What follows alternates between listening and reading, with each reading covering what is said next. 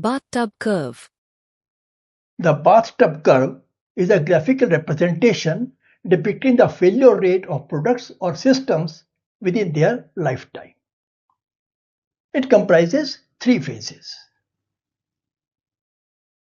The first phase is the infant mortality period, which indicates a high but rapidly decreasing failure rate until it stabilizes.